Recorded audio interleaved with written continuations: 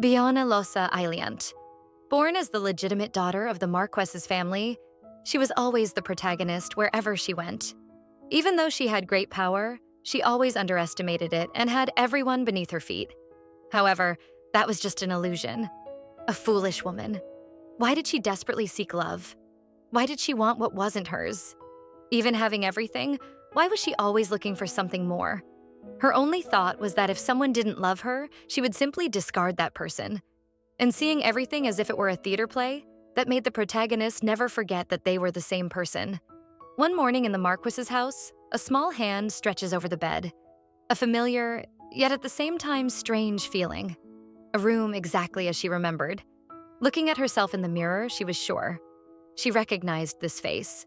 Biana Losa Ailiant, and also Leah. That made her question. Was she the reincarnation of Bian after her death? Or was she Leah, trying to find some emotion in her monotonous life? Or maybe she was little Bian who could see a glimpse of the future. It could all be just a dream. But one thing she was sure of. She was Biana Losa Ailiant, who cursed the world as she died. But she was also Leah, who lived a peaceful life until she met her end. And now she was Bian. Little Bian, looking at herself in the mirror. Carrying the memories of two people was something strange and extremely mysterious. And her thoughts were interrupted by a maid who entered the room. She was shocked because the young lady was already awake and standing. Quickly, she apologized and said she would prepare the bath as soon as possible. Before Bian could respond, the maid ran off. Her old personality was probably the reason for that. Because after all, everything had to be perfect. The perfect bath, the perfect temperature, the dress, the accessories, all meticulously arranged. Everything had to be perfect even before the young lady woke up. And if even one small thing wasn't as planned, the young lady would be irritated all day. But that was until yesterday, because today, the story is different. The maid returns carrying the water for the bath, and Bian asks her name. The maid doesn't know how to respond or how to get out of that mess. But looking at her calloused hands and her skin, she was probably a low-ranking servant. And Biana didn't understand why she had been sent to serve her. Finally, the maid answers, saying her name is Mary. Bian then says that since she is the only legitimate daughter of the Marquis, someone like Mary shouldn't be attending to the young lady. In desperation, the maid only apologizes and says it was an order from the head maid. The only luck that maid had was that today, the person in the young lady's body was not the same person who was there yesterday. And because of that, she would survive. Bian asks what exactly the head maid said and where she is. Desperate, the maid starts to cry and says she doesn't know the reason, only that she was sent there. Bian realizes she won't be able to get any more information out of the maid, especially in the state she's in, crying desperately, and just asks her to leave, since she can barely speak. At least go drink some water and stop hiccuping. The maid is touched by the young lady's concern and can't even respond. As Bian realizes the gentle approach didn't work, she decides to speak in a more authoritative way, ordering the maid to call another servant. And with that, of course, the maid runs out of the room to call someone. Two new maids arrive to serve her, and Biana questions why the head maid would have done that, knowing very well her personality. She would never send someone so inexperienced to serve her. Unless something urgent happened and she didn't even notice that Mary wasn't a maid, but just a servant. Bian asks again where the head maid is, and they say she is in the Marchioness's room. And as she heads toward the Marchioness's room, the maids try to stop her, since it wouldn't be good for her to go there now. The old Bian might have taken out all her frustration and anger on those maids. However, the only person who ever showed any interest in Bian was precisely the head maid, who took care of her since she was a child. And being so selfish, she could never bear the idea of her nanny prioritizing the Marchioness instead of her. But today's Bian, as much as she's going on instinct to see what's happening, can't stop thinking that this is all very childish. As she approached the Marchioness's room, she began to hear screams. The maids tried to stop her from entering the room, but even so, she needed to know what was happening to prepare for the future. And so, she decided to open the door herself and enter the room. Upon entering, she was met with the sight of the Marquess and the Marchioness being held back by the head maid. The Marquess simply turned his back and said he was leaving. Meanwhile, the Marchioness began to lose it because he was walking away without even looking back. And looking closely at the Marchioness's behavior, the resemblance between her and the Bian who had died was clear, not just in appearance, but especially in behavior. The Marchioness was the only daughter of a renowned family of merchants, and she married the Marquess at the age of 18. a well-known story in high society, where everyone knew how she pursued the Marquess for years until she finally captivated him. She spared neither money nor people to gain his love. However, the Marquess was an extremely cold man, and he wasn't just indifferent. He actively avoided any contact with her. No one understood why he had married her, but many speculated that she had won him over with the enormous dowry she paid. As the years passed, her obsession with the Marquess only worsened, and in her desperation to earn his love, she even became pregnant. However, what was born was a girl, and thus she couldn't be the heir. That was why the Marchioness hated her daughter so much. Because in her mind, if it had been a boy, he would be the heir and the Marquess would finally look at her. But Beyond knew nothing would have changed. The Marquess had absolutely no interest in them. Even if she tried to explain this, the Marchioness would never understand. In a full-blown frenzy, the Marchioness lunged at Beyond, trying to kill her. The head maid did her best to hold her back so nothing would happen. However, once free, Beyond realized that her mother truly was trying to hurt her. Especially in this child's body, it would be harder to defend herself. So the best option was to run. And that's what she did. Once she got out, she asked the guard to wedge his sword through the door to keep it securely shut so her mother couldn't open it. In a fit of madness, the Marchioness began to scratch at the door with her fingernails. Beyond thought that no matter how much she searched through all the memories she had never seen the Marchioness reach that level. It was probably because the Marquess had visited her today. Beyond thought she had never in her life seen the Marquess in the Marchioness's room. He usually posted guards in front of his office and bedroom specifically to keep her out. And that raised a question. How exactly was Beyond born? She clearly resembled the Marchioness in appearance. However, no one from the maternal or paternal family had golden hair. Was she really the Marquess's daughter? As strange as it was, since the Marchioness was so obsessed with the Marquess, it seemed unlikely she would have an affair with another man. But her appearance truly raised doubts. So, Beyond decided to ask the Marquess directly. Whether or not she was his legitimate daughter didn't matter much. After all, she had already lived once and failed. So there was no reason to be afraid. The guard stopped her at the door and asked what exactly she was doing there. Beyond said she came to see her father, but before the guard could stop her, she simply opened the door. The butler was stunned by the sudden intrusion and asked what the young lady was doing there. Meanwhile, the Marquess only looked at her with indifference, and Beyond didn't understand how the Marchioness could have fallen in love with someone like him. She approached the desk and asked the Marquess if she was really his biological daughter. Surprised, he stopped writing and asked what she meant by that. Beyond simply said it was exactly what she asked. And he replied, asking if that answer really mattered, and that she should take her games somewhere else. She then said that maybe it wasn't something important to her now, but if she intended to reach the top in the future, it could become a problem she didn't want to face. The Marquess asked if she intended to become Empress. Of course, our protagonist is bold and responded with another question. Just by wanting to be an Empress, can someone become one? Even so, the Marquess insisted on not answering the question, and she said again that questions about bloodline can sometimes become a fatal weakness. The reason she was trying to settle this once and for all was because, in her past life, it was something she heard frequently. She really did become the Empress, but her bloodline was constantly questioned.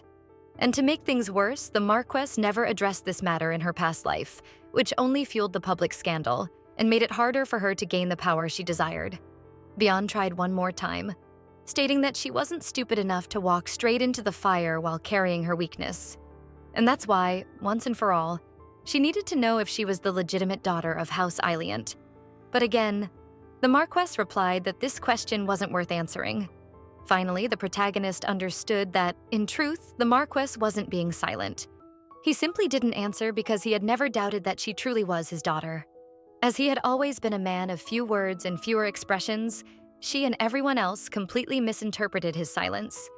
And in truth, all this time, the only thing tormenting her in the past were her own insecurities. And so, she finally received her confirmation that she really was his daughter. The Marquess was surprised to see Bonnie smiling, but at the same time, he looked slightly angry. At least now we know he has some kind of expression. Answering the question the Marquess had asked earlier, Bonnie continued the conversation, saying that he asked if she wanted to become Empress, and in truth, among all the unmarried women in the Empire, how many don't dream of becoming the Empress? In her other life, she had also wanted to stand beside His Majesty as the Empress and believed that only if she became someone worthy to stand beside him, then they could live happily ever after, like in a fairy tale. But now that she knows what future awaits her, only unhappiness and no love, does she still covet that position? Should she follow that predetermined life like a script? Or maybe search for what she truly wants to do now? In the past, she deeply desired the position of Empress. However, that role isn't something you just want and achieve, because there are many people and interests involved. In other words, it's a position that, if it's meant to happen, she might not be able to avoid. The Marquess asked again if that was truly what she wanted, and once more she responded with another question.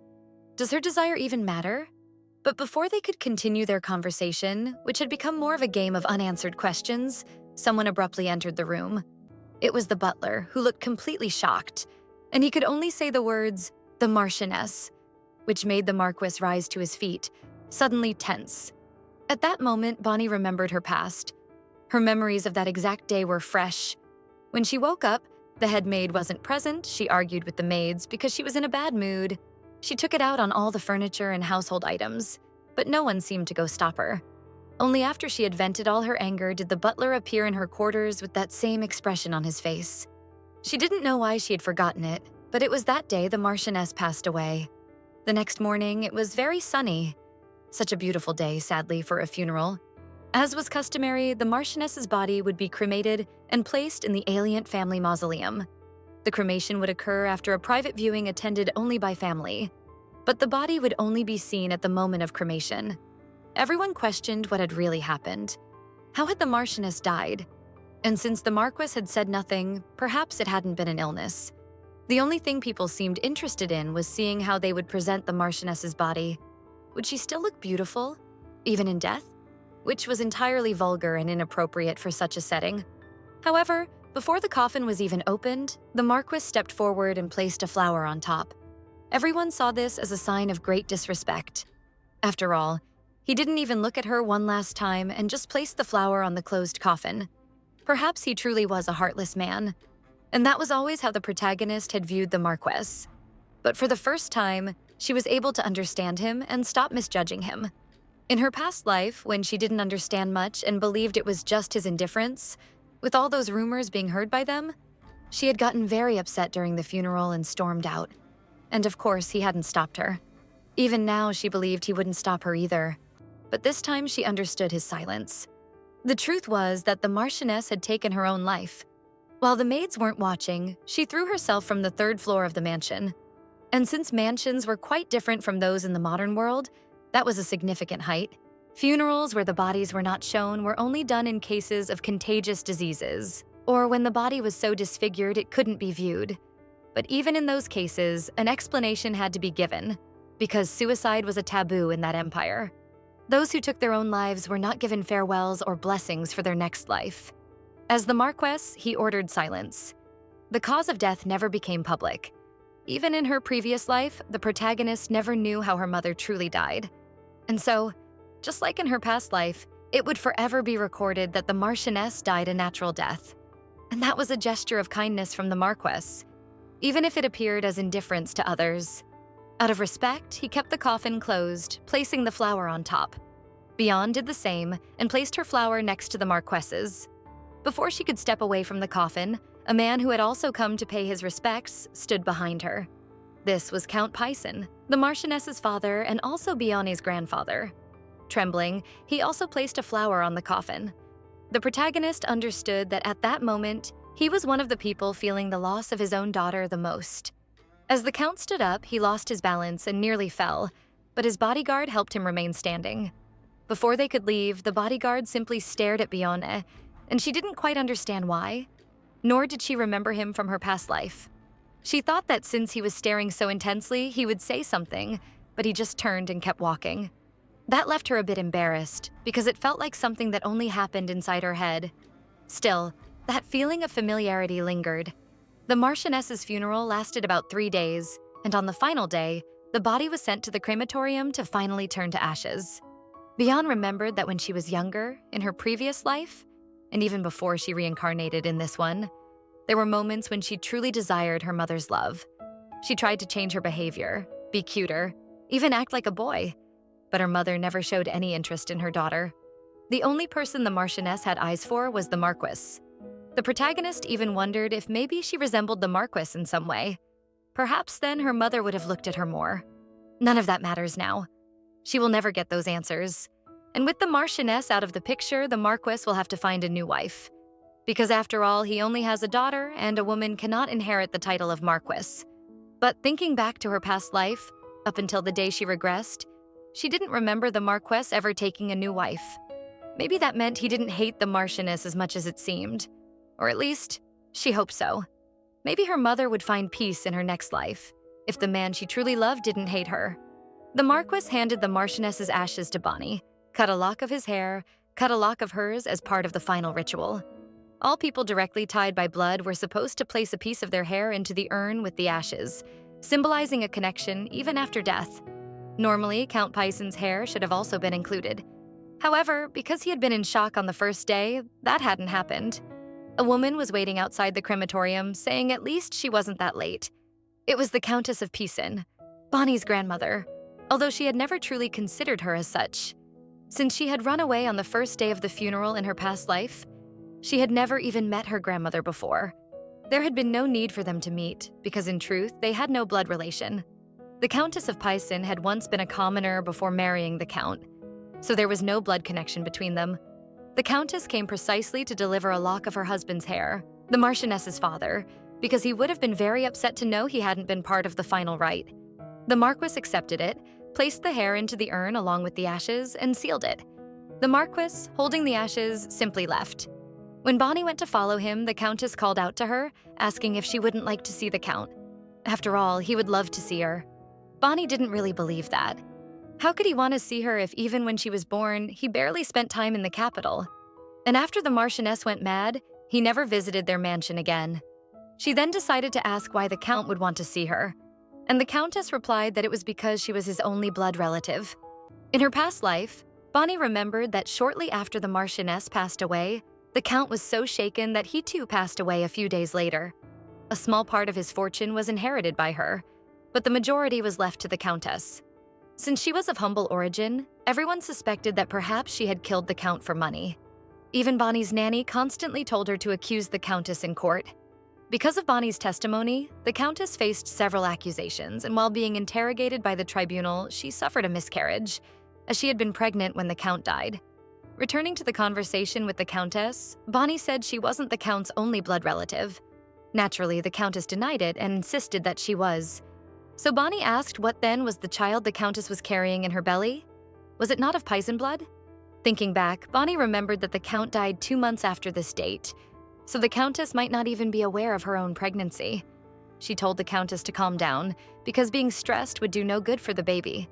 She didn't have to believe Bonnie's words. But if she doesn't want to lose that child, she'd better take good care of her health. And maybe it would be a good idea to tell the Count as soon as possible. That didn't help much though, because the Countess became even more irritated and said that he's not a Count. He's her grandfather. The protagonist kept walking and said she could call him whatever she wanted. And if she wanted to call him Count, she would. The Countess remained upset and questioned why they always treated him that way. Bonnie then asked, "Who are they? The Marchioness and her?" Because to her, family is nothing more than a bunch of strangers. In her old life, she truly loved her parents. They were practically her whole world. But after living as Leah, she experienced true parental love for the first time. And that made her realize one thing. Just sharing blood doesn't make you family. Bonnie decided to leave. She had already taken up too much of the Countess's time. The Countess kept shouting, asking why Bonnie didn't see him as her family. But Bonnie walked away anyway. Back at the mansion, the head maid was in tears, feeling sorry for Bonnie, wondering how she could have left such a defenseless child, now motherless, all alone. Bonnie didn't understand the commotion because even when her mother was alive, they barely interacted. She stayed silent while the other maids begged the nanny to stop crying, saying she might collapse at this rate. And who would take care of the young lady if not her? Even with all the maids talking, Bonnie eventually fell asleep. However, she began to hear voices growing louder. It seemed like someone was trying to enter her room. It was the Countess, trying to speak to Bonnie again. Before things could escalate between her and the nanny, Bonnie decided to intervene and ask exactly what was going on. She said she had been trying to rest, but since the Countess had come all the way there, she might as well come in already. The nanny tried everything to stop it, but Bonnie acted firmly, which even left the nanny unsettled. Bonnie then asked the other maids to take the nanny to another room and invited the Countess to sit down and have some tea. The Countess commented on how different the young lady seemed compared to the rumors she had heard. With a frustrated attempt to dodge the main subject, Bonnie began to get irritated and told her to get to the point. Again, the Countess asked Bonnie to visit her grandfather just once. And since she began threatening to say the young lady was mistreating her servants, Bonnie decided to go visit her grandfather. Upon arriving at the Count's mansion, the Countess explained that he wasn't doing well. After the funeral, he had fainted, and the first thing he asked when he regained consciousness was about Bonnie. When she opened the door to his chambers, he was overjoyed to see his granddaughter and asked her to come closer. Seeing him up close, she realized that the Countess would never have killed the Count. She wouldn't have needed to, given the state he was in. Holding Bonnie's hand, the Count asked if she was all right. Bonnie didn't really know what to say, because after all, she and the Marchioness had never been close. She couldn't even say they were strangers. In her past life, at least, she had remorse for her mother. But in this one, she only felt pity for the life her mother had lived, especially because she had done something very similar in her past life, throwing everything away for love. Thinking about it now, she didn't even understand why she had acted that way back then. Was love really that important? That they both lost themselves and acted like fools? And now, would she be able to avoid making the same mistake from her past life? Or when she saw him again, would she end up making all the same choices? While Bonnie was lost in thought, her grandfather hugged her, apologizing. As painful as it was, he should never have turned his back. It was all his fault. And he asked Bonnie not to cry. She wondered why he was saying that, since the one crying was him, not her. At least, that's what she thought, until he wiped her eyes. And at that moment, she realized she was crying. After spending some time together, they said their goodbyes, and the Count assured her that he wasn't leaving because he was abandoning her, but for her own good that he would only be away for a while. A few days after that meeting, Bianna's routine returned to normal. Her nanny was full of excitement, trying to choose something for her to wear, while Bianna herself wasn't the least bit excited about entering the palace. Her nanny told her to focus because entering the palace required more caution than she imagined. Most girls didn't set foot in the palace until their coming-of-age celebration. However, since Miss Bianna had received an invitation even before her birthday, that proved just how special she was. The nanny didn't like any of the dresses. In fact, she had even wanted to commission a new one just for the event. However, since it was all so last minute, she decided to go with a blue lace dress, because that was surely the color that suited the young lady best. That blue brought Bianna memory from the past of a girl with blue hair, someone she clearly didn't want to remember because she told her nanny that she wasn't going to wear it. She hated that color. Blue, like the sky, was once Bianna's favorite color, but now she despised it. Even recalling the person tied to that color was enough to shake her. She thought that maybe the recent meeting with her grandfather had made her a little more vulnerable, and now she couldn't keep her emotions under control. And on top of that, the fact that she was going to the palace to meet the crown prince had her extremely nervous. The anxiety of falling in love with him again, so deeply and foolishly like the first time. Would he still be undeniably handsome? The nanny, noticing her expressions, asked if the young lady was all right. But Bianna quickly pulled herself together and said nothing had happened, and they went back to looking at dresses. She helped Bianna into a green dress, did her hair and face, and told her she truly was the most beautiful girl in the empire. And that didn't sound good to Bianna, because in her previous life, she really did believe she was the most beautiful in the empire. Not that she thought she was ugly, but she certainly wasn't the fairest. That title belonged to someone else. The girl with the light blue hair. The girl the crown prince had fallen in love with. The official reason for the invitation to the palace was a gesture from the emperor to offer condolences to the marquis's daughter who had lost her mother. But she knew the real reason. The emperor had only one empress, 2 imperial consorts, and many concubines as wives. He had fathered over 10 children, among them 6 princes, but only 2 had the potential to inherit the throne. The first was the eldest prince, son of the first consort. The second was the 6th prince, born of the last empress, who had died over 10 years ago. The emperor had declared the 6th prince as crown prince at birth. But tragically, that same year, his mother passed away. The new empress was the daughter of a powerless baron and failed to increase her influence within the empire. As a result, the noble faction began to support the first prince, born of the first consort, as the next heir. The first prince was 16 years older than the crown prince, which was a huge disadvantage. But the emperor remained firm in his decision to back the sixth prince. And the first step in the emperor's plan to strengthen the sixth prince was none other than Biana. The House of Iliant, which had remained neutral for generations, was highly coveted by both the emperor and the nobles. But no matter what they did, they could never win over the Marquess. So the emperor decided on a new approach, through the Marquess's daughter, Bian. The protagonist knew very well that her trip to the palace wasn't just for condolences. The emperor needed an excuse to bring her there, and the Marchioness's death provided the perfect justification. He even sent the royal carriage to pick her up, a carriage reserved only for royalty or those officially recognized by the emperor.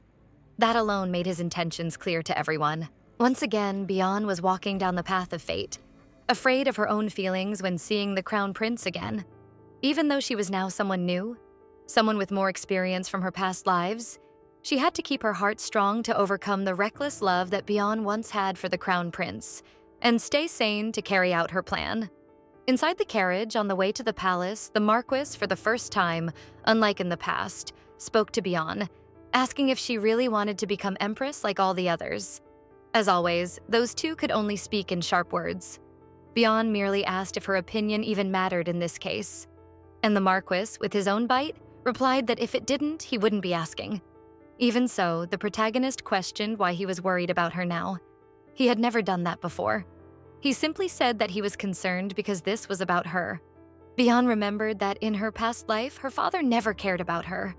Not even when she became the crown princess, or even the empress. He never once asked if that was what she wanted. But since he was acting differently now, maybe it was time for her to change too. She asked what would happen if she didn't want to be empress. If her will was not to be the empress, would she really be allowed to follow it? In the emperor's mind, that was already clear. Bian would be the crown princess. Unless she had some major disqualification, which wasn't going to happen, she would inevitably become the crown princess. The crown prince never chose her out of love, but because of the power behind her. Even the emperor had no other option but Bian. She was the perfect candidate to be the next crown princess and future empress. She decided to question her father again. If she had no interest in becoming empress, would all of this simply disappear and never happen? Finally, the Marquess said that would be very difficult. That irritated her a little, because if he knew it would be difficult, why even bother asking in the first place? At that moment, they arrived at the imperial palace. The Marquess stepped out first to help her down, and as he offered his hand, he said that although it would be difficult, it wasn't impossible. Look at that. It seemed the ice-cold heart was melting, and he was starting to worry about his daughter. Bian accepted his hand to step down and wondered, what did the Marquess mean by that? Not impossible? Did it mean he would help her? Or was it something else she didn't understand? She truly had no idea what the Marquess was thinking. Upon arriving at the palace, the two were announced before the emperor, who asked them to enter the chamber. Bian was still nervous to be back in this place, a place she knew very well, both the audience hall and the palace itself. And soon she would likely see him for the first time in this life. Both Bian and Marquess Gabriel introduced themselves to the emperor. The emperor greeted them with the widest smile, saying it was incredible how Bian looked just like her father. But she didn't remember him saying that in her past life. He always laughed, yes, but back then she hardly knew how to introduce herself. The emperor praised her again and asked her to come closer. She looked to the Marquess for approval, and he nodded. As she stepped forward, the emperor asked her age, and Bian replied that she would be turning 11 this year. The emperor said that was perfect, and she knew exactly what he meant by that. But for some reason, she felt that this time he seemed to like her more than he did in the past. That good energy didn't last long, though. The guards announced the arrival of the crown prince. Bian was afraid to look at him, afraid of feeling all those emotions again and destroying herself over this foolish love. Or maybe this time, his presence wouldn't mean anything at all. The prince seemed very pleased to see them and offered his condolences to the emperor. His appearance was much younger than she remembered, but that made sense. He was only 14 now, and in her memories, he had been much older. Still, both then and now, he truly had a beautiful face. Gracefully, Bian introduced herself to the crown prince, and he was impressed by her manners. The emperor asked him to come closer as well and remarked that they truly looked like a perfect match. He asked if the Marquess didn't think the same, but the Marquess didn't reply. So the emperor turned to his advisor, who said the two looked wonderful together, that they even resembled a pair of wings on a bird. It was the first time the protagonist had seen this side of the emperor. She didn't know if he had always been this way, or if she had just been too preoccupied, paying attention only to the crown prince. The advisor reminded him it was time to attend the court session. The emperor kept complimenting Bion, saying he had probably lost track of time talking to such a delightful young lady, and that it would be a shame to let her leave so quickly. He suggested she stay in the garden for a while since it was in full bloom. The protagonist quickly realized this had all been planned. They had everything arranged even before she arrived. The emperor advised Biona to wait in the garden while her father went to the court session. Even though she didn't want to go, she couldn't disobey the emperor. He also asked the crown prince to help her find her way around the palace and escort her to the garden. The crown prince agreed and offered his hand to Bion. As he extended his hand, hers was clearly trembling, because this part was exactly the same as in her past life. But the only difference was, in her past life, the tremble came from nervousness about spending time with him. Today, it was a tremble of fear of the person she might become. They walked together and arrived at the garden of Iapeside Palace, the crown princess's palace, which now stood empty. The protagonist couldn't help but notice how identical everything felt to her previous life. Even the sky seemed to shine the same way, and the breeze blew exactly as it had that day. It was as if the gods were making a joke of her situation, because at that exact moment, a stronger gust of wind blew, sending white petals fluttering around the crown prince, turning his silver hair into a perfect match for the scene. And at that moment, just like in her past life, he reached his hand toward Bion's face to pick a petal that had landed in her hair. And it was exactly like that, in her past life, that she fell in love with Sirius Pristin, the crown prince of the Pristin Empire, and the one who would become the future emperor. Even if she died over and over again, she knew that she would still remember him, precisely because she had loved him enough to throw her life away. Thinking back, she remembered that at first, he didn't hate her. He wasn't one to show much affection, but he wasn't indifferent either, like the Marquis. Since he had lived as the crown prince his whole life, he knew very well how to treat people. He always treated her with courtesy, and she ended up mistaking that courtesy for love. In her previous life, she never received genuine affection from him. And many times, because she didn't know the difference between courtesy and love, she misunderstood the crown prince's true intentions. It was only when he fell in love with someone else that she realized the clear difference. The way he treated his beloved was completely different from how he treated everyone else. And maybe if in that moment she had accepted it and let him go, maybe things would have turned out differently. But at the time, she refused to accept that situation and placed all her resentment on the woman he loved. Even though he didn't love her, he always treated her with respect for being his wife. But at some point, he began to hate and despise her. And the only thing she could think was that he had changed because of that other woman. And all of that was because she had refused, back then, to admit the truth. He had always looked at her with an air of contempt, even before he fell for the woman with blue hair. The day after her visit to the palace, her nanny came in all cheerful, saying that the young lady had received flowers from the imperial palace. And with that, the nanny concluded that the crown prince must really have developed feelings for the young lady. But Bion knew the truth, and that simple gift wasn't so simple. After all, Lisha flowers symbolized the crown princess, so it wasn't even likely that the crown prince had sent them. He probably didn't even know she had received those flowers. It wasn't really a gift. It was more of a message from the emperor to the nobles that the next crown princess had already been chosen, especially because the Aeliant family wasn't aligned with any political faction, and Biona was the heiress of both the Marquis and the Count, her grandfather. And since a woman couldn't inherit a noble house, her husband would most likely take on the title of Marquess. In her past life, she remembered that around this time, the new heir to the House of Aeliant had already been chosen, but she couldn't recall who it was, since the only thing she could think about was the crown prince. She even felt relieved that in their meeting in this life, she had handled things better than she expected.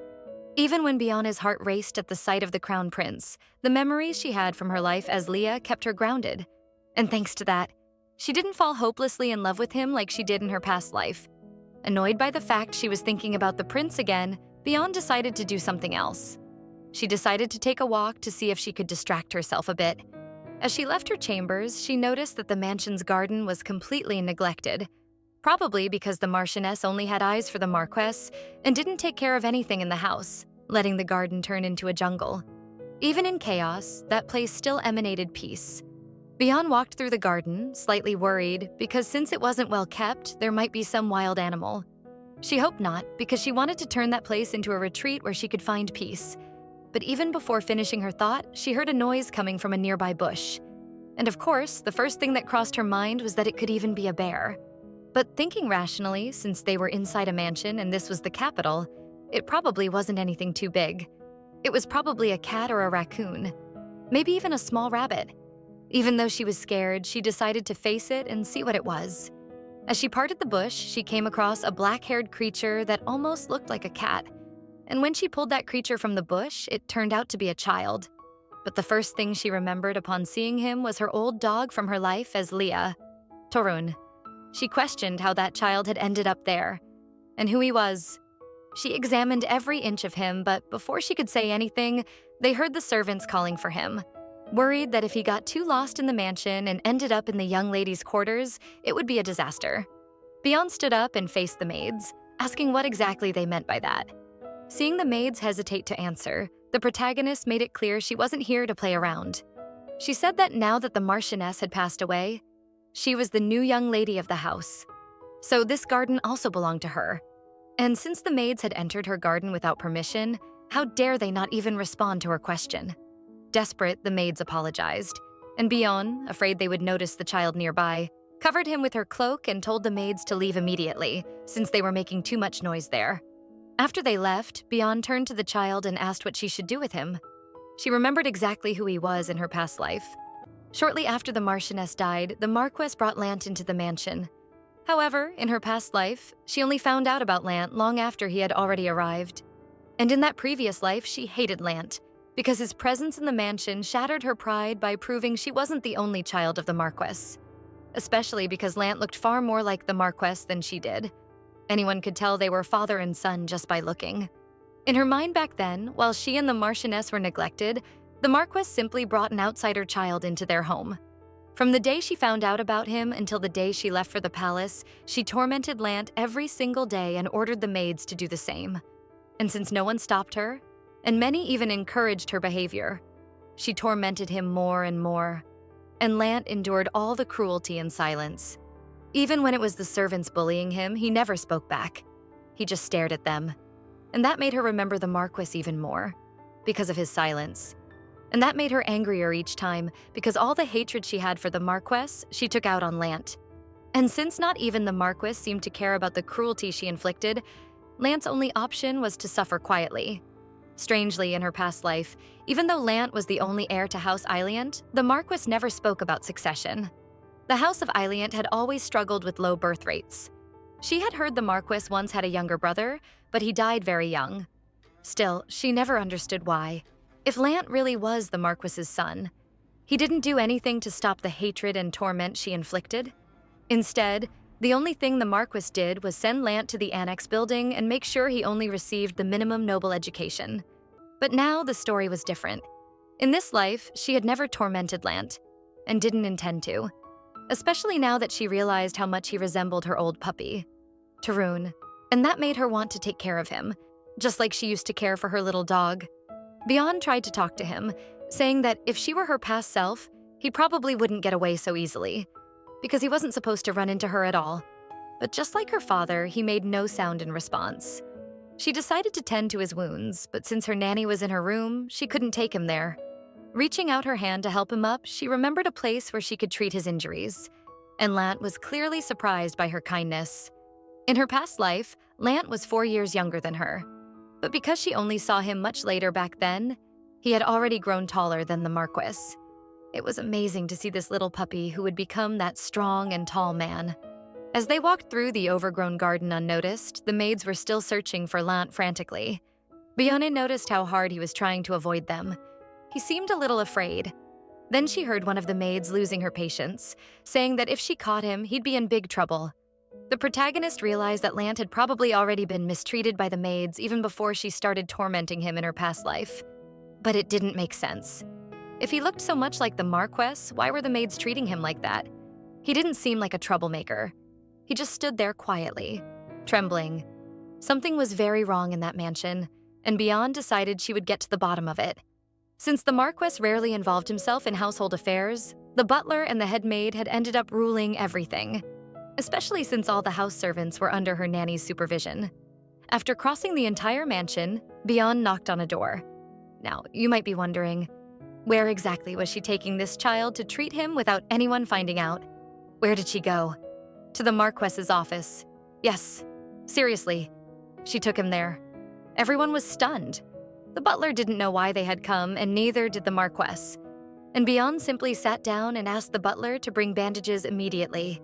Beyond noticed that the Marquess had been paying closer attention to her since their last conversation, and that was something quite different from how things were in her past life. The butler arrived with the bandages and said that all the wounds on the boy's hands looked more like scratches from something sharp, and that his cheeks were clearly red and swollen. Someone had probably hit him. The protagonist realized it might have happened when she pulled him out of the bushes, and to avoid any problems, she decided to tell the truth about his cheeks. She explained that she had pulled him by the cheeks when she found him in the bushes and had accidentally left those marks. His skin was probably very sensitive, and someone should be more careful so that it wouldn't happen again. She then asked that, as soon as the butler finished tending to the wounds, he should bring a cake to her room. And before leaving, she instructed that the boy should go to her room together with the cake. Later, in her quarters, Lant was moved by all the delicious food. She told him to go ahead and eat. Without hesitation, he reached out with his hands and grabbed the cake, starting to eat. At that moment, he heard the maids commenting about him. How vulgar. He really can't hide his origins. Why is the young lady even eating with someone like that? Beyond realized that it would have been fine if she were the one tormenting him, but she didn't appreciate the maids doing it. So she asked them to leave. Caught off guard by the young lady's reaction, the maids asked what had happened. That's when Biana decided to show her claws again, asking if the maids were now in the habit of questioning their masters, and that if words weren't enough, perhaps she should demonstrate with actions. Of course, they left immediately. And Biana noticed that poor Lant was trembling at the slightest sound. He had probably been terribly mistreated. Even though in this life she had decided not to form bonds with anyone, she realized it would be hard to ignore him. And maybe having an ally in this life wasn't such a bad thing. She asked him if he would like her to punish those servants. Although he hesitated for a moment, he shook his head no. Bian asked why not, especially since they had laughed at him. If they did something wrong, they should be punished. Being cruel to him was a serious offense. Poor Lant began to cry, saying it hurt. Punishments hurt too much. Without even thinking, Bian felt compassion and ended up hugging the poor boy. She told him not to worry, that she wouldn't do anything. And from that moment on, she decided to clean up that mansion and put everything in order. Treating him like a little puppy, she kept hugging him and told him to cry as much as he wanted. She was practically treating him as her first possession in this new life. Later, in the Marquess's chambers, she had already decided that in this life, she wouldn't let Lant become a cold, emotionless block like his father. So she asked for an instructor. The butler interrupted, saying the young lady already had instructors in various areas: etiquette, culture, math, and history. But she said she needed the best instructors for each subject because she wanted to educate someone. The Marquess asked who it was. She said it was Lant. He even asked why she was doing this, but her answer was vague. She simply said she wanted to educate him. And since she wouldn't be attending any of her own lessons, he could also dismiss all her teachers. With a clean face and a smile, she said she was certain the Marquess would fulfill her request. Before she left the room, the Marquess asked why she was showing interest in that child. And the protagonist, a little insane as always, simply replied, because Lant belongs to her, and she wouldn't tolerate anyone belittling her little puppy. She said she intended to make him the best in every aspect, and that's why she needed the Marquess's help. In this life, he was still small and adorable, but she was sure that one day, that little puppy would grow into a powerful beast that no one could underestimate. And thus, the Alient family would become the wings that launched that beast forward. As she left the Marquess's chambers, Bian ran into a maid who was clearly nervous. The maid asked if the young lady would be returning to her quarters, and Bian noticed that the maids were observing her more than usual. That one had probably been eavesdropping at the door. A few days later, Lant's room was moved from the annex to the main building by the order of the young lady, but her nanny made sure it was still very far from Bian's room. Now that they were much closer to each other, Bian decided to let her nanny's small interference slide. But that night, she couldn't sleep, worried about whether Lant had already fallen asleep and how he was feeling about the room change. As she got up, she realized that her nanny was not in her room either, and fearing the worst, she ran straight to Lance's room to check if he was all right. What she found was a horrible scene. Several maids were in Lance's room belittling him, calling him a disgusting creature and asking if he even realized whose life he had stolen to crawl his way into that mansion. That a bastard like him should at least know that much. And the person standing in front saying all those things was none other than the nanny. She was asking Lance why he had come to this place, making the young lady suffer because of his presence. Unable to listen to any more nonsense, Beyond kicked the door open, causing everyone to hear and flinch in shock. The nanny, confused, asked what the young lady was doing there. But Beyond was furious and said she had made a huge mistake, screaming for the butler to come immediately. As soon as he arrived, Beyond declared that she had just witnessed Lance being abused by all those maids and the nanny. But in the nanny's mind, the reason the Marchioness had died was precisely because of Lance's presence. And that was why he should suffer for the rest of his life. Beyond simply said that the nanny should have been more careful because she wasn't the only one angry. So was the Marquess. After that night, the mansion fell into chaos. With the testimonies of all the maids involved, it became clear that the one behind everything was the head maid. Still, Beyond couldn't bear to see her punished. Obviously, what the nanny had done was unforgivable, but she had also been the one who raised and educated Beyond. She personally asked the Marquess to dismiss the nanny, and even though he was concerned, he chose to respect his daughter's wishes. The only thing the nanny said before leaving was that Beyond would regret this day. She never looked back once as she walked away. After that, Beyond made sure to hire all new maids with loyalty, and she never heard any news of the nanny again after that fateful day. One afternoon, while having tea with Lance, she noticed he seemed a little uneasy. Lance decided to ask if she was suffering because he was living in the mansion. She told him not to worry, but even so, he insisted that on that day, all those maids had told him that when he came to the mansion, he made the young lady suffer. Beyond knew how to encourage him, and said that she had never felt that way. That she would do everything she could so he never lost his confidence while living there, and that the only thing he needed to remember were her words and how good it was to live in that place. Even with some changes in Beyond's life, some events seemed to remain the same in this life. In her past life, she and the Crown Prince became engaged during his coming-of-age celebration. Because she was still very young, the faction supporting the first prince opposed the marriage, so they had only gotten engaged and not married. And if things kept moving the same way they had in her previous life, she was certain that on her 16th birthday, she would become the Crown Princess. 4 years after the Marchioness's death, Beyond's 16th birthday was approaching, and concern about the marriage was growing. She needed to do something before everything continued down the same path. And there he was, the cause of all her worry. She was having tea with the Crown Prince while thinking about all of this. He, pretending to be courteous, simply asked if she was all right, because she looked like she had a strange expression. Beyond always had to take a deep breath, remind herself of everything she had lived through in her past life, and remember that this wasn't love. It was just courtesy. Since she didn't respond, he started to lose his patience and said he'd call a doctor since she couldn't even answer him. But before he could go, she grabbed him and said she was fine, that there was no need to call any doctor, she was just feeling a little dizzy. He asked again if she was really okay, and she said yes, that he didn't need to worry. Even though they had met several times in this life, being around him still felt uncomfortable to Beyond. Things only got worse because the Emperor believed that if Beyond and the Crown Prince spent time together at least 2 or 3 times a week, their relationship would naturally develop. But it was quite obvious that the issue wasn't her. It was clearly the Crown Prince, who didn't seem interested in moving the relationship forward at all. Things felt a little different from her past life. She had always thought he found her annoying. But now, in this life, he at least seemed to care about her well-being. Maybe that was because she wasn't as clingy with him as she had been before. But who cares? Her plan was not to marry him in this life. She then decided to bring up the topic of breaking the engagement. She began by saying it had already been 2.5 years since they got engaged. Before she could even finish her sentence, the prince was caught off guard, but realized where she was going with it and asked if he had done something wrong.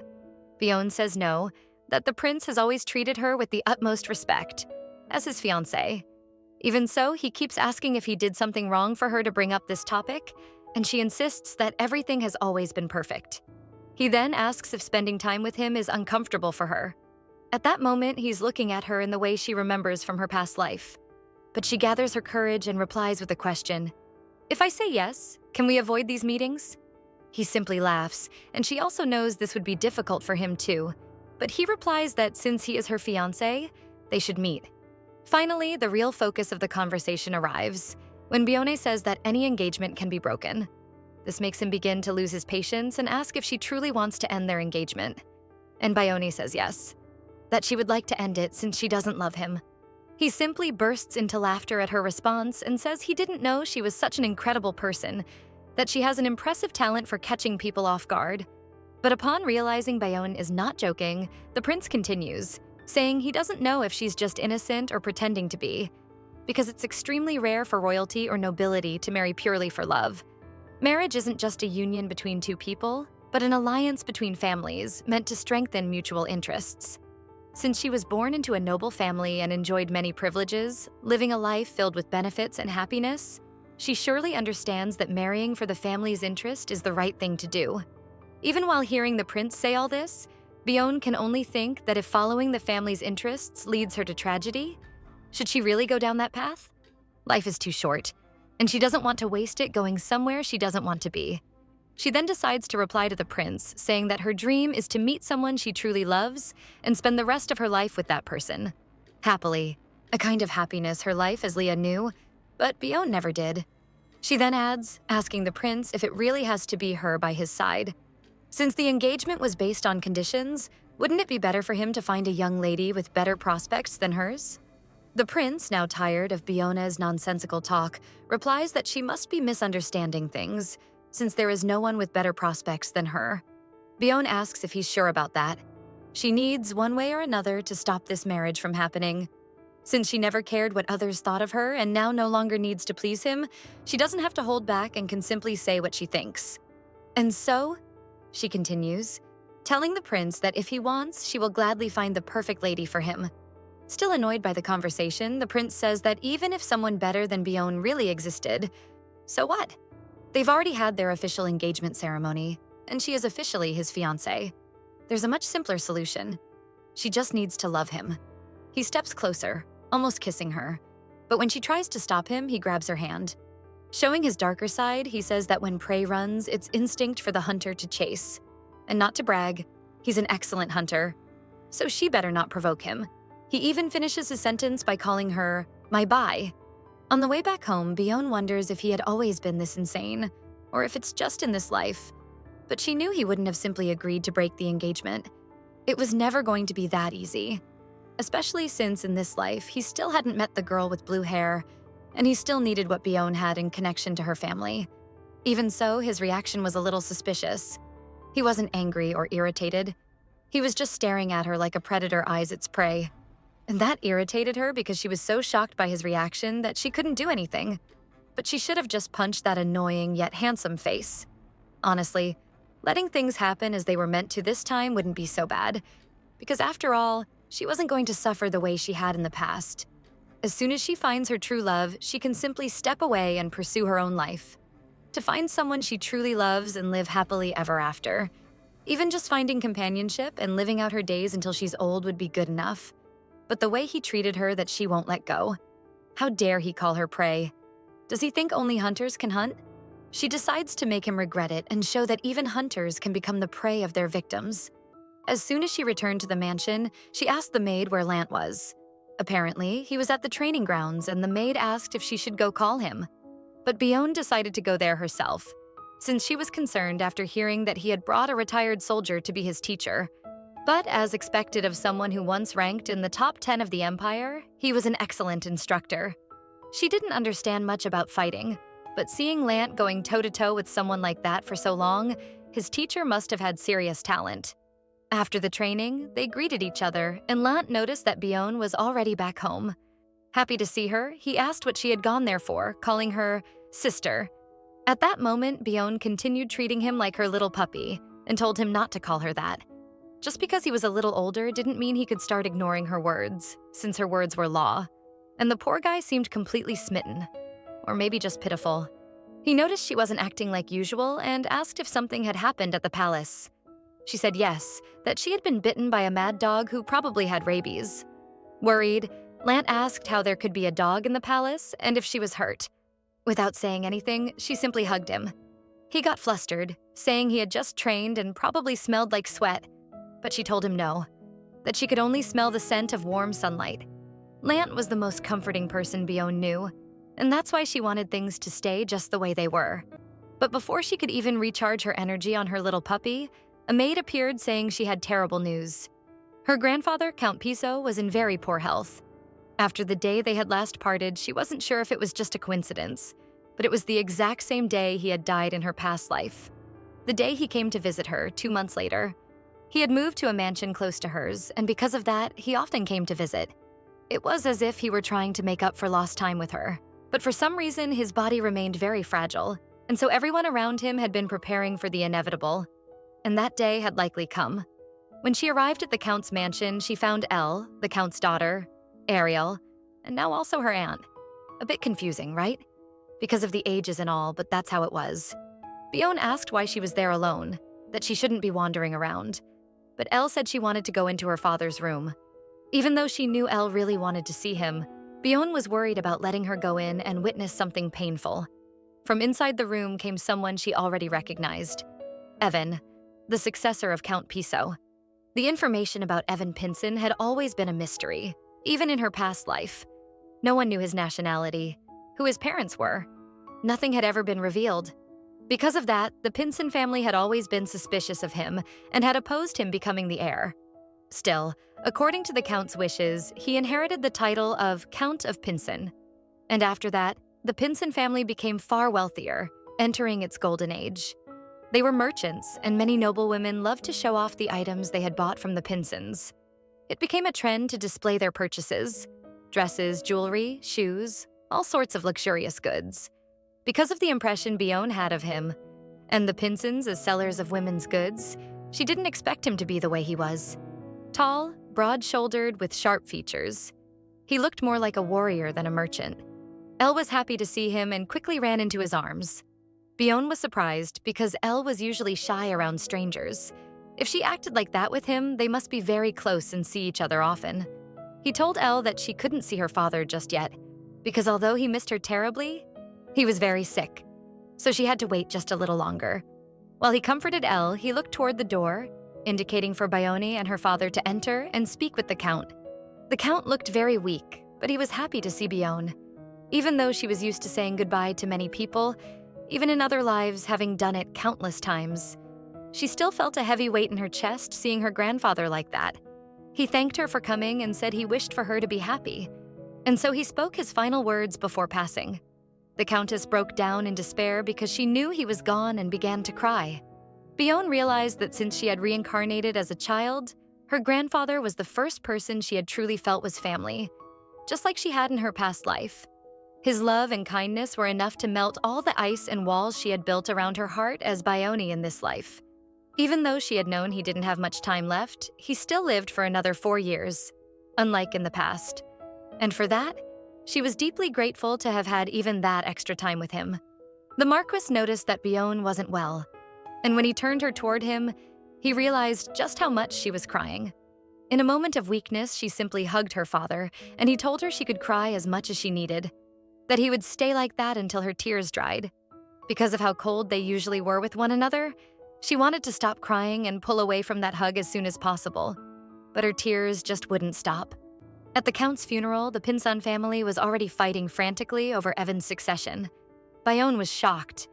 In her past life, she had only heard about this, but now, witnessing it in person, she couldn't believe these people hadn't even shown up for the funeral, yet had the nerve to come argue about the Count's successor.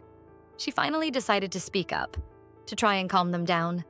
To summarize, there were 4 beneficiaries of the Count's inheritance. His wife and daughter would receive the entire county as well as the family's territory, along with a fortune in money and treasures that would allow them to live out the rest of their lives in luxury. Just like in her past life, Bione received a small plot of land, some jewels, and a bit of money. Now, the main inheritance, which had been expected to go to Ariel's future husband, was what caused the uproar. The guardianship of Elle and the control of the entire Pinson Merchant Company were given to Evan. What surprised Bion in this life was that, unlike before, this time he was listed as Evan Lee, and not Evan Lee Pinson. The other relatives continued to argue. How could someone without a drop of Pinson blood inherit the entire merchant company? It made no sense. And what did they mean he would have custody? How could he be given custody of Ariel? Shouldn't it be someone older from within the family? They demanded that the Countess say something. How could she allow a complete stranger to be given custody of Ariel? But when the Countess replied that she trusted him, things only got worse. How could she trust someone more than her own family? They even began attacking the Countess's background, saying maybe Ariel wasn't even really the Count's daughter. Seeing that things weren't going to improve, Bion decided to call attention by smashing a soup pot. How dare they say that Elle, her aunt, wasn't of Pinson blood? Insinuating that her grandmother, the Countess, had cheated? Were they really saying that in front of her and the Countess? Realizing they had crossed a line, they tried to apologize to Bayonne, but she said she wasn't the one they should be apologizing to. And they understood she wanted them to apologize to the Countess. Even though they were family now, they still didn't believe she was worthy of the title, especially because of her humble origins. She only became Countess by marrying the Count, but standing in front of them was Bayonne, daughter of the Marquess and a strong candidate to become the next Empress. So they couldn't simply ignore her demand. One of them tried to cover it up, saying it was just a mistake made by a young man, and everyone else tried to agree to ease the tension. But the situation was bound to remain tense, as one of the elders said that even if she was powerful, this wasn't a place for someone who hadn't even had her coming-of-age ceremony yet. She got irritated and asked for his name. He said he was Chrysoslath. And to close out their humiliation, she said she had never even heard that surname before. She thought that for someone arguing about succession, they'd at least be heirs to some noble house. But not even that was true. And she finished by saying that, young or not, unlike them, who didn't even have a middle name, she was truly a noble young lady. After all, not even he could pass down such a noble title to his son. They still try to argue, but she keeps belittling them for not being true nobles. She asks that, since people who aren't even real nobles are trying to take the Count's house and name for themselves, who should she hold responsible? Seeing that it was going nowhere and no longer wanting to hear insults, the man asks if she would be satisfied if they simply accepted Evan as the successor. But our protagonist doesn't seem willing to let it go, because she asks him who he thinks he is to accept or decide anything. When he calls her Miss again, she corrects him. Biona Losa Aliant. Losa isn't just a middle name, but the name of another family. Normally, noble women only receive the surname of their husband upon marriage, but there are a few exceptions. And that's when there is no other heir in the family or when the family decides to pass succession on to their daughters. And since, by imperial law, a woman cannot be the head of the family, that right of succession through the surname is transferred to her husband or to her children. Only a child cannot inherit two family names at once. That's why a child takes the surname of the father, and the inheritance of the mother's family is reflected in the middle name. So, going back to the past, what exactly does Losa mean to them? And then they remember Lossart. Lossart Riddle Peason, the name of the founder of House Pison. And since she inherited that name, she holds supreme power within the house. And right there, she decrees her will to banish them from the Pison family forever, bringing that argument, and the dangers it could pose to Ariel's future, to an end once and for all. After her grandfather's funeral, she returned to the palace a week later to meet with the crown prince. As she was being escorted by the butler through the palace, she noticed that this wasn't the path to the palace of Bezaid, the crown princess's palace where they always met.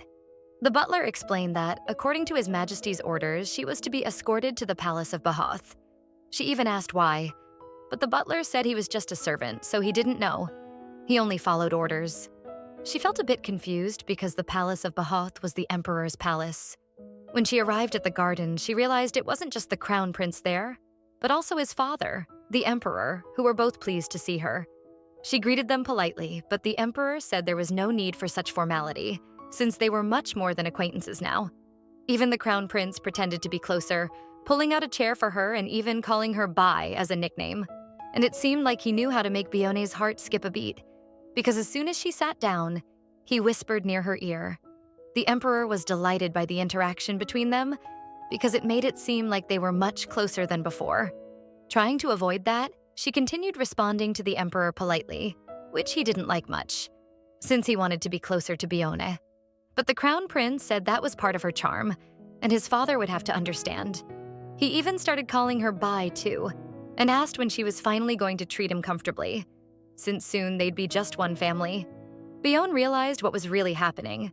The Crown Prince had called her there because her 16th birthday was approaching, and with her coming-of-age celebration, marriage would most likely follow. The Crown Prince even made a point of saying that there were only 3 months left until Beoni's birthday, so they had to start preparing everything as soon as possible. Will Beoni follow the same path as in her past life and actually marry the Crown Prince? Or will she manage to find a way to sever her ties with him? Will he be different in this life and truly fall in love with her? Or will he change and despise her the moment the girl with blue hair appears again? That's it for today, folks. Hope you enjoyed it. Leave your thoughts in the comments. Don't forget to like the video and subscribe so you can keep watching the next chapters of this series. Kisses, and see you next time.